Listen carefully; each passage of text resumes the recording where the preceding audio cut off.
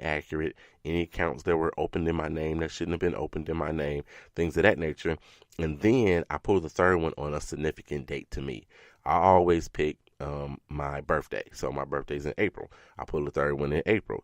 If you guys want to pick your anniversary or whatever it is, but pick something significant. And for me, I did it just so I can remember to go ahead and pull my credit report at a specific time of the year. So that's how I do it. And I pick one of those and I just take a look at it to make sure that everything is on the up and up. And you should do the same. Protect yourself. So make sure you get to www.annualcreditreport.com. Yes, I'm repeating it 1,000 times because guarantee somebody's going to hit me on Facebook. Somebody's going to hit me on Instagram. Somebody's going to text me and say, "Hey, what is that? What is that website again?" Don't Google this, because if you Google it, I swear you will find a whole bunch of them, and it's not the one you're looking for. It's totally free. You do not get a credit score there, but you do get your actual credit report there, and it looks a little different than when you're looking at those other sites where you get it for free. It looks a little bit different, a little more quote-unquote official, if you will.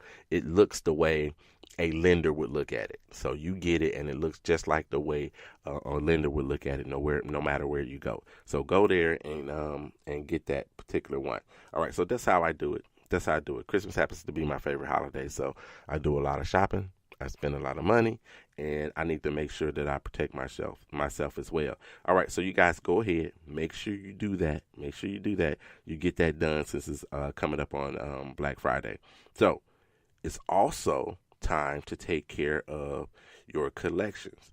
So I know with all the spending, maybe you don't have that additional funds, but if you've been listening and you've been saving, you're trying to tackle one of those collections or two of those collections that you have on your credit report, this is the time to do it. I tell you right now, collection agencies and collection agents are not collecting a whole bunch of money in the fourth quarter. Maybe they might get you in October.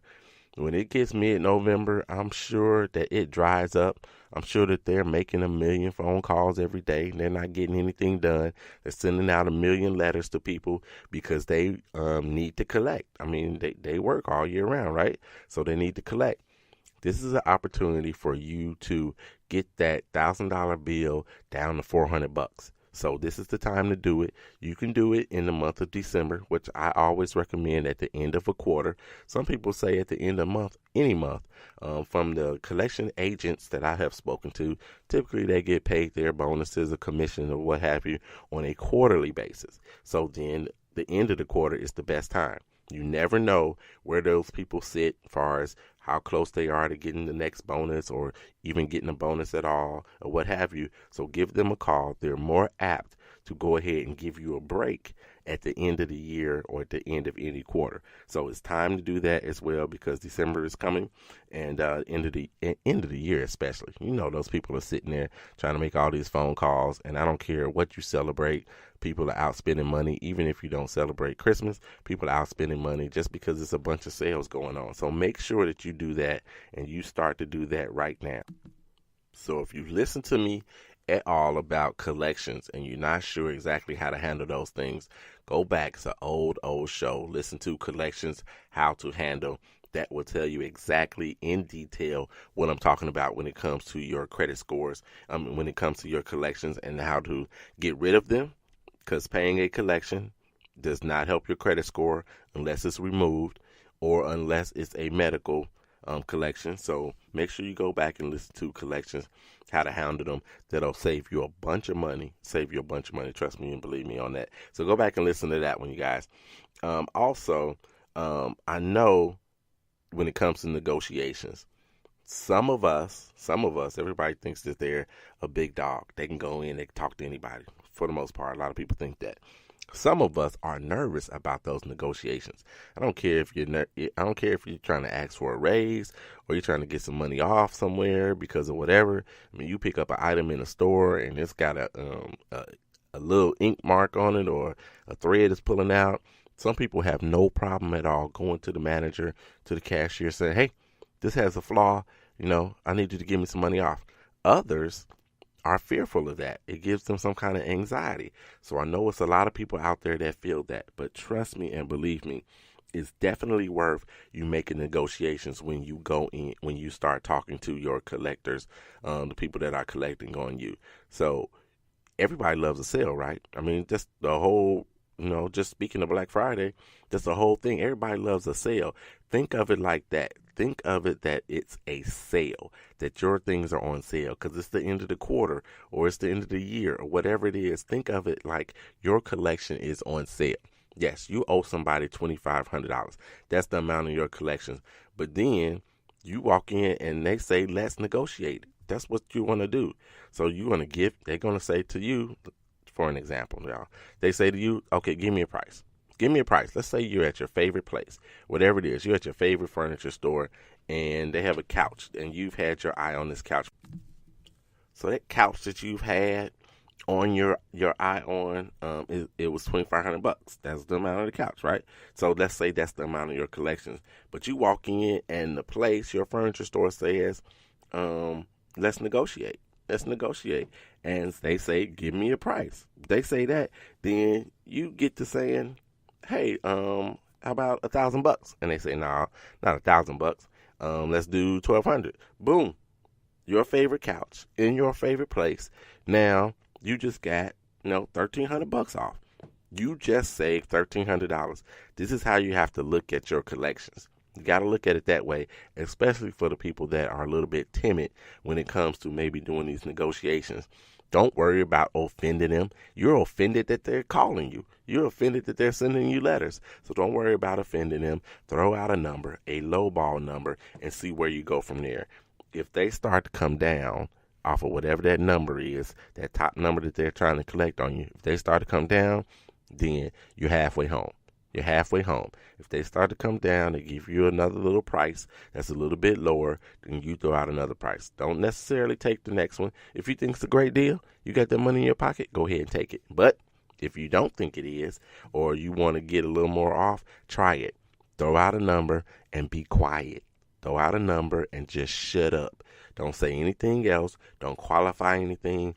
Throw out a number and let them talk. I know it's tough. It is really, really tough. But trust me, these are the psychological games sometimes you got to play to get what you want.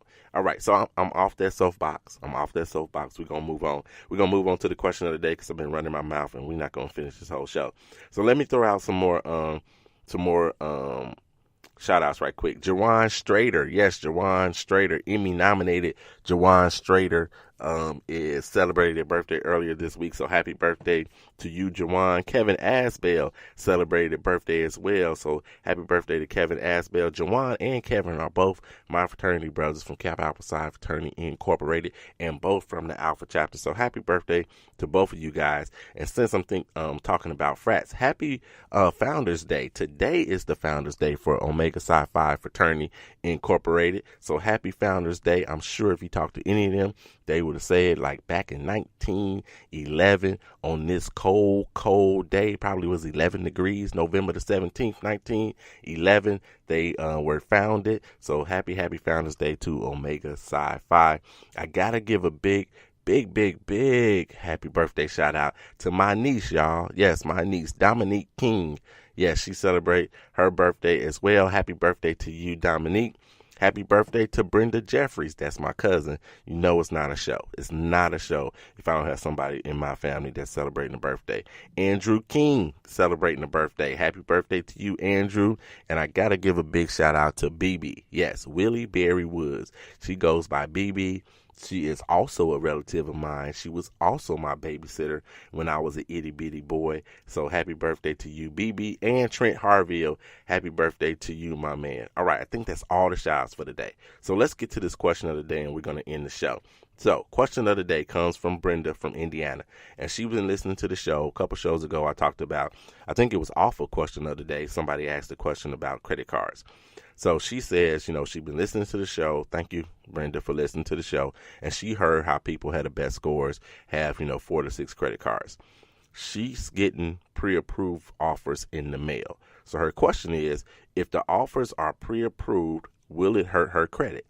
Excellent question. Excellent question. Because, I just talked about don't apply for stuff if you don't need it. Will it hurt your credit if it's pre-approved? So first of all, pre-approved isn't really what you think it is. It's wordsmithing. Yes, it's wordsmithing done by these people. It's wordsmithing. It's wordsmithing. Especially if you don't have a current or a previous account with this company, they're just sending an offer. They're just sending an offer to you. So without your approval, they haven't, taken a look at your full financial picture or your situation as of yet. So they haven't pulled your credit report, and they will pull one. So when they pull that credit report, you're going to get hit with the inquiry. At least, bare minimum, you're going to get hit with the inquiry. So the devil is always in the details, or the fine print, if you will. So when you get these offers, make sure you read the fine print. What I do when I get offers, I look at the very top, like the stuff they have in bold. Here's your interest rate. Here's what your limit could be or whatever. I look at those. I skip all that other stuff. So it's got the bold and it's got the regular type. I skip all that and go straight down to, they got this line that runs across. And then it's this very, very fine print, really, really small print. And I read that. That's what you need to. That's what you really need to pay attention to. So when you get these offers, you make sure that you read that fine print. That's where the truth really lies. So they're going to tell you if they're going to pull a credit report on you. They're going to tell you that it's a minimum income requirement for it, or whatever their parameters are. They're going to tell you there. Like they in the top, they might have said, "Hey, you're going to get a 10.99." They may even say, this is for people with a credit score at 720 or above. And anybody under that, here's what your credit score is. Here's what happens with your account. Here's what your interest rate will be. Things of that nature. So you go down to the fine print and see what the truth is. So yes, Brenda, it will lower your score. And here's why. They're going to pull their credit report. So you're going to get the inquiry and you're going to lose 2 to 10 points, right? I'm going to assume that you approve. So let's just assume that you approve. So now you have a new account as well. That's going to lower your credit report for a little bit. The bureaus are just cautious about anybody that gets new credit. So they're cautious. They may pull your credit score down a little bit. And thirdly, new accounts lower your length of history. So now you got a new account. If you had a shorter length of history already, or you were just above like the threshold where they really like you to be, and you get a new account, and it pulls down your credit score a little bit because now your length of history is going to be shortened. So depending on a bunch of different factors, your score probably will rebound. It'll probably go ahead and rebound and come back to where it's supposed to be.